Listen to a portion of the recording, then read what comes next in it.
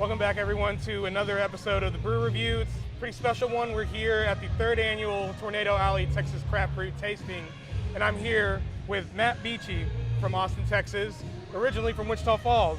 Matt, you work with Infamous Brewing in Austin, correct? That's right, thank you. And how is it that you got your start in craft brewing? Well, I was a longtime home brewer here in Wichita Falls. I had built a one-barrel all-grain system for myself and had been brewing for 12 years when I left Wichita Falls to pursue a career in the brewing business. Okay. And at the time, I had no commercial training. I was a welder fabricator and had been in kind of access control, so I decided to merge my homebrewing skills with welding. And so I decided if I'm gonna give myself a chance to get in, I need to learn to do food grade stainless. So I started food grade stainless welding, and I kept plugging away with my homebrewing skills and water chemistry, just to try to be a better brewer, and kind of studied under several professionals. And once I learned to do cell count under a microscope and water chemistry, from then it was pretty easy. So there are guys that go out to the Siebel Institute and they learn brewing like as a science, whereas you kind of got into home brewing and just practiced on your own. What was it that made you decide, I want to brew beer, I want to do this? The light bulb either goes off or it doesn't. Mm-hmm. And I could say probably the third or fourth all grain batch I did. I only did one extract batch my entire life. I did one extract batch. I didn't really care for it. The guy that I was learning from was a well-known all grain brewer. I said, I can make this. So I made an all grain system.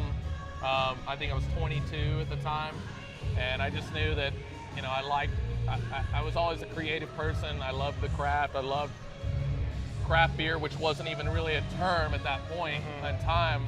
And I just thought, at the time, I didn't think that I could ever make a living doing it, but I kept going, and I just kept brewing, and the information's out there. The Siebel and some of the other institutes are great, but they're such a short course that you can't really cram everything you need to know in that 2 weeks or 6 weeks. Most of those guys leave with a binder, and they just have to go get commercial experience. And I was lucky. I was really lucky. I was building homebrew equipment in Austin. Yeah. I met my partner / one of my best friends that we started the company with on Craigslist. Wow. I was building homebrewing equipment and sold him stuff on Craigslist. What time was that happening? What year? I had moved, I was 30 years old when I moved to Austin. 30 years old, picked up everything. I had a house, I had a family business here, and gave it all up.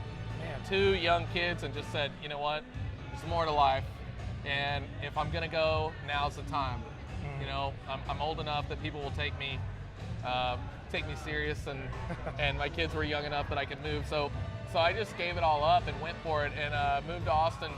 And I was at the time doing doors and gates, which was what my family's business was, and I had experience. And then 2 years later, I started a brewery.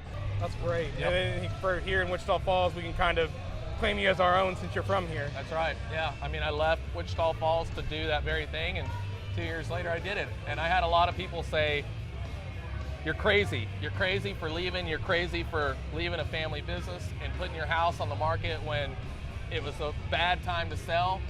And maybe I was. 2 years later, I started a brewery. What do they say? You're lucky. You're lucky, you're lucky. Luck has nothing to do with it. Nothing to do with it. It's hard work, and it's going for it. Taking risks. You live once in your life. Go for it. If you believe in yourself, do it.